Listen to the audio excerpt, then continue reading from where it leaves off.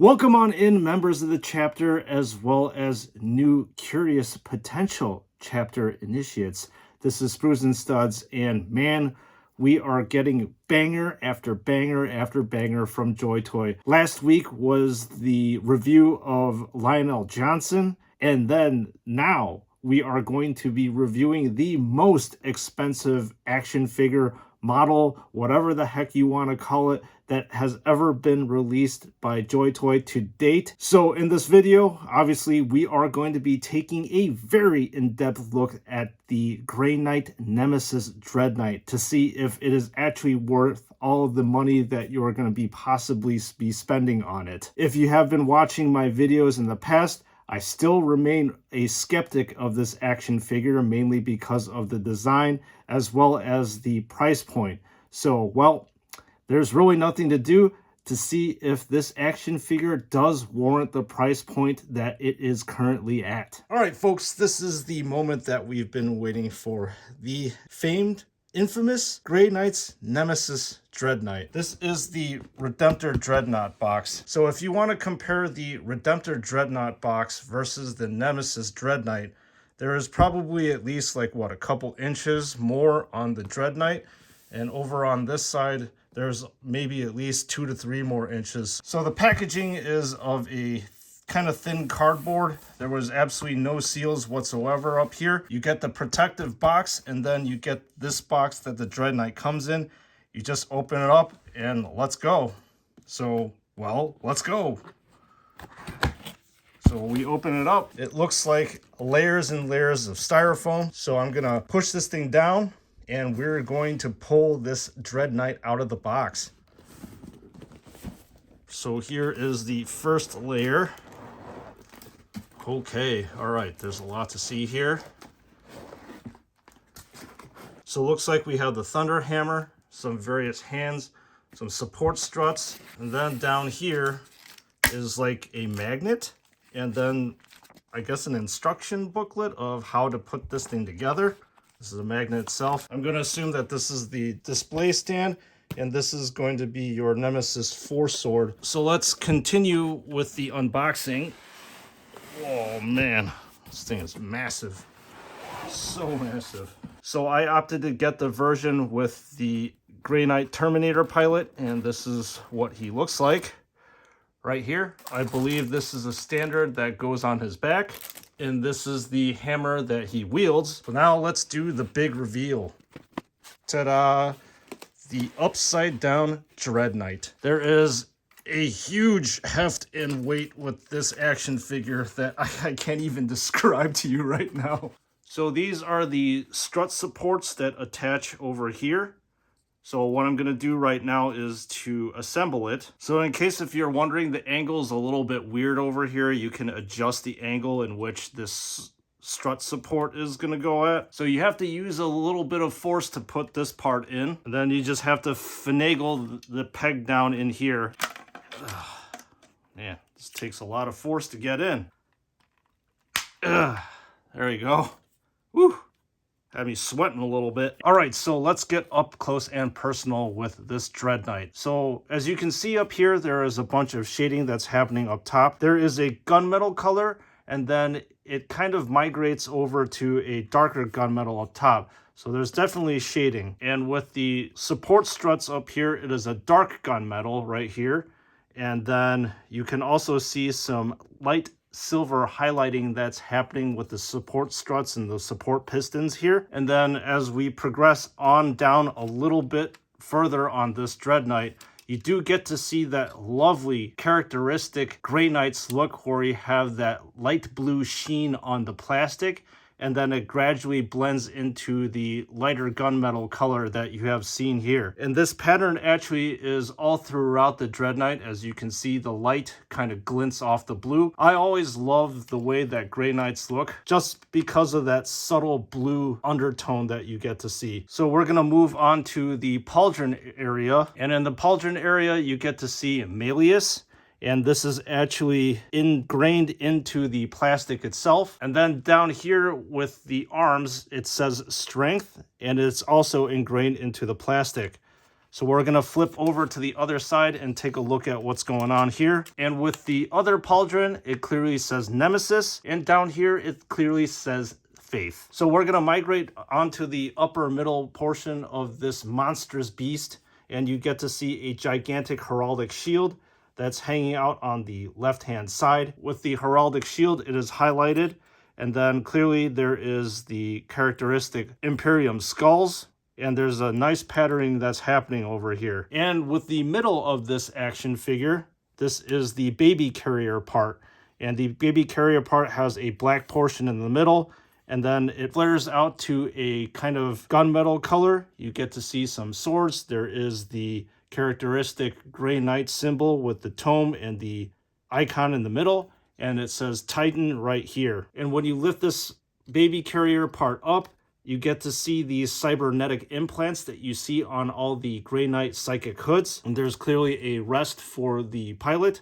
And apparently the pilot controls this action figure by these weird flimsy wires. I think this looks kind of comical. So let's take a closer look at the right arm that houses the heavy incinerator. The tip of the heavy incinerator is clearly a bronze color, and it migrates to a darker shade in the middle. I like this patterning because you find it in the Raider pattern combat bikes, and it shows that this incinerator has been used quite a lot. The body of the incinerator is clearly a red. There is shading that's happening in between the panels of it. There's also shading with these vents, and clearly you get to see more Nemesis that's ingrained into the action figure. And then further on down is a bunch of fuel tanks, and the fuel tanks are of a gold color. There is some slight shading that's happening with it. And if we flip over on the other side, instead of Nemesis, it clearly says Inferno. And now we are going to take a look at the left-hand side, which has the Gatling silencer.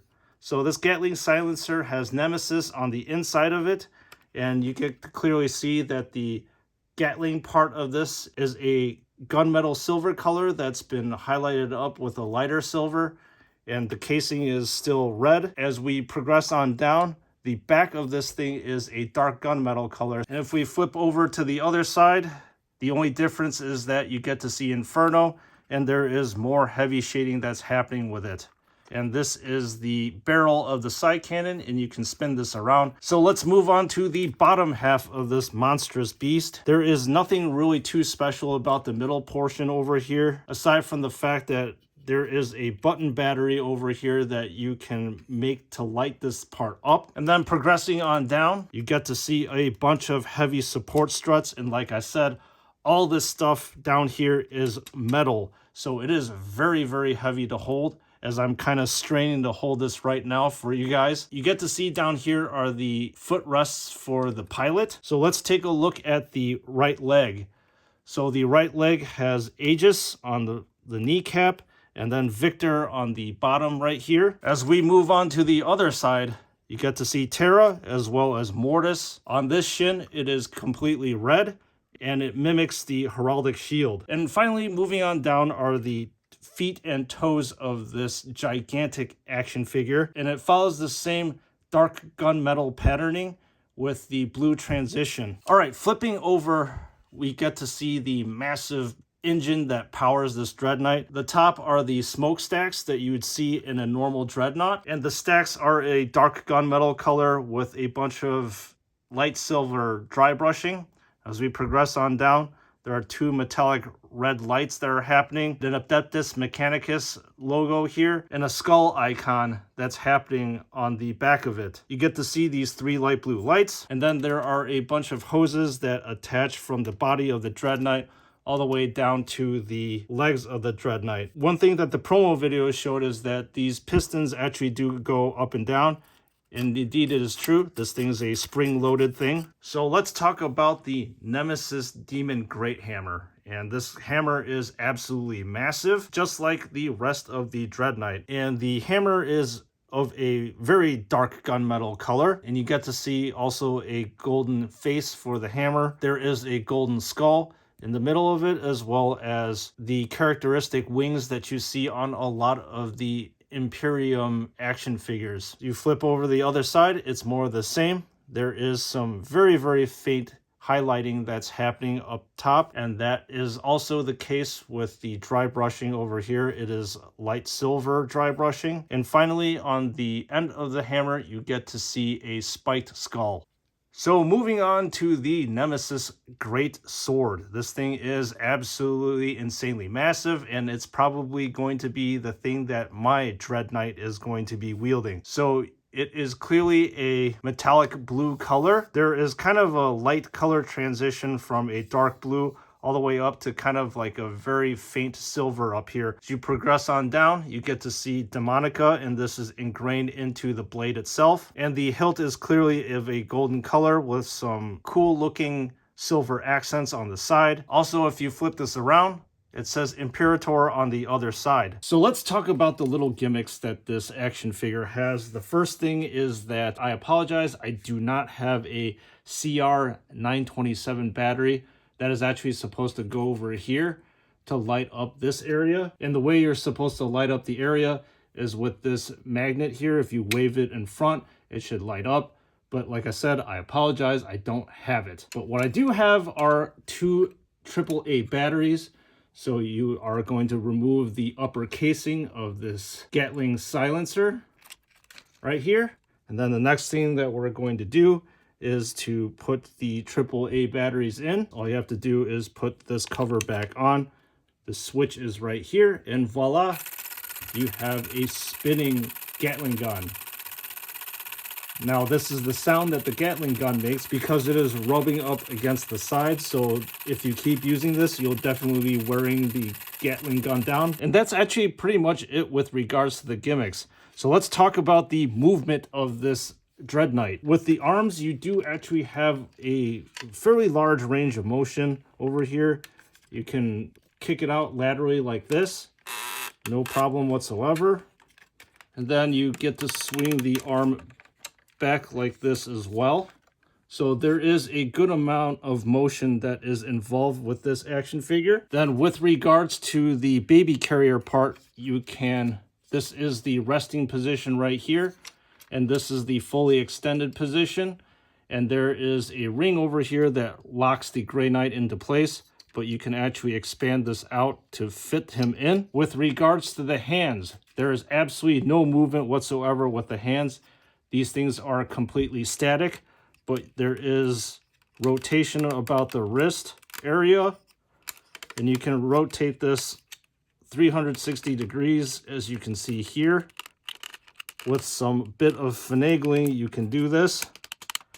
There you go. There is almost like a 45-degree angle worth of motion with the forearm. So this is the maximum that you can bend it, and this is the maximum that you can extend it. You can actually spin the upper body 360 degrees, no problem whatsoever. It is very, very smooth.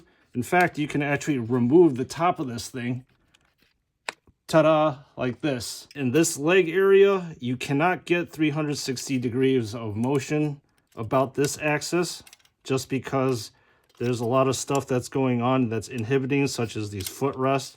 But you can actually move this out laterally pretty far out. This area where the Grey Knight is able to rest his foot, it is adjustable. You can move this part up and down.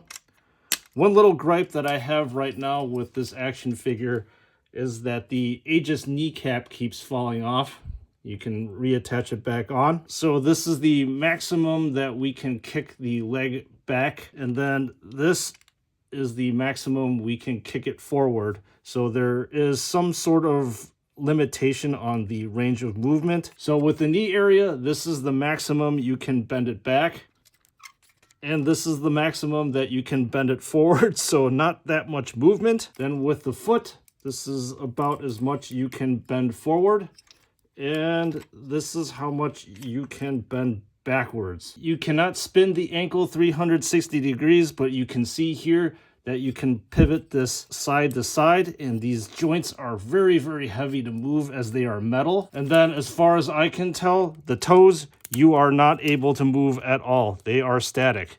One thing I'll have to point out to you on the toes, this area is magnetic. So as you can see here, the Dreadknight can be attached to this metal base for added stability. All right, folks, there's nothing to do except to show you exactly how this Grey Knight gets into the cockpit. So what you do is put this down here, close this area right here, then kind of clamp the Grey Knight down, as you can see right here, and then just match the footrests to the height of the baby. And the final thing that we're going to look at for this review is the Grey Knight pilot himself. All right, if you opted to get the Dreadknight without the pilot, I will show you exactly what you're missing. And I can't exactly say that you're missing out on much. So this is the pilot for the Dreadknight on my right-hand side. And this is actually the Grey Knight Terminator that was released sometime last year. And these are actually the exact same action figures as you can see here. There is no difference whatsoever, including the banner up top, as well as the heraldic shield, as well as the Stormbolter. However, there is actually one slight difference between the hammer. I will let you know that the hammer that the pilot is wielding is this particular hammer, and this particular hammer actually belongs to Voldus. So there is a slight difference right here with the hammer, clearly. So that is exactly what you're missing out on. As the star of the show is the Dreadknight, I'm not going to go into too much detail with regards to this action figure, but it is suffice to say that the continuity from the old action figure is 100% the same into this one. There is plenty of that beautiful blue-gray armor that you could see right here. There is plenty of purity seals and tomes that are festooned all over the place. And also there is a ton of writing that is ingrained into the body of this action figure. The pauldrons are completely beautiful in that they have a bunch of words that are ingrained into the plastic itself. So that is the very quick review of this action figure. Now it's time to wrap this whole thing up. What an absolutely exhausting review. We have delved very deeply into the mechanics of this action figure, and I will let you know what I think about this action figure. But first, please let me know what you think about this action figure in the comment section below. And please let me know if you think this action figure over here is worth the very, very hefty price tag that is associated with it. So I will start off with things that I really like about this action figure. So as I said when I was unboxing it, there was a very, very premium heft. When you lifted it, you really, really do feel the weight of this action figure. It is extremely heavy and it is very bulky. So that is actually a plus. Another thing that I actually like about this action figure is that you get to see the characteristic gray gunmetal color on the armor. But most importantly, you get to see the light blue details that you find on the Grey Knight armor has been translated to this Dreadknight. I also do like this Nemesis Greatsword. I believe that the color is a very nice saturated blue, and I think that JoyToy did a very good job with the Gatling silencer as well as the heavy incinerator. So I will let you know about a few gripes that I have with this action figure. Arming this particular action figure was very, very hard. So the hands on this action figure are very, very tough plastic, and you have to work very hard to get the sword or the hammer into the action figure's hands. Another thing is that the joints, especially in the legs, they are very, very tough to maneuver around. You have to use a lot of force to bend the legs. But aside from that, I would say the construction of this action figure is very solid. As I said before, you do get a very premium feel on this action figure. Now, the $350 to $400 question is this thing actually worth it or not? I'll have to say that I'll have to confirm my early misgivings and say, if you are a Grey Knight fan and you have to have every single one of the Grey Knight action figures, then yes, I would say that this is a must as well as a huge centerpiece in your collection. However, given the price tag as well as the design, I'll have to let you know, if you're new to this channel, I've never been a fan of this baby carrier design. I think it should be basically like an Imperial Knight design where this thing is completely enclosed off. I just think that this looks kind of goofy and a little bit rough. So to sum it up, This action figure is super cool and super badass, but it is definitely not $350 to $400 badass. So this is Sprues and Studs. Thank you for tuning into this action figure review. I hope that I helped you make a decision if you're on the fence to buy this action figure or not. And speaking of which, if you are interested in buying this action figure, please click on the link in the description below, where you will be directed to Flimatoy, where I get most of my action figures. This particular action figure I got from LT Cave, and they did a very good job of getting this action figure to me. So shouts out to them, because I'm also sponsored by them. But regardless, you can go to Flyma, and please make sure to use the code SNS to receive 12% off on your purchase. Alternatively, you can also go to LT Cave, which is another very excellent provider of JoyToy action figures. And once again, thank you for tuning into this action figure review, and I'll see you all in the next one.